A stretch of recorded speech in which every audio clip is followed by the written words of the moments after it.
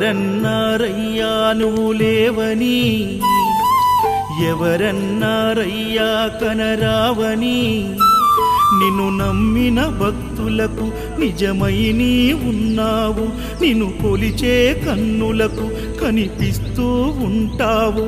ఎవరేమన్నా అనుకున్నా నిన్ను మరవనయ్యా.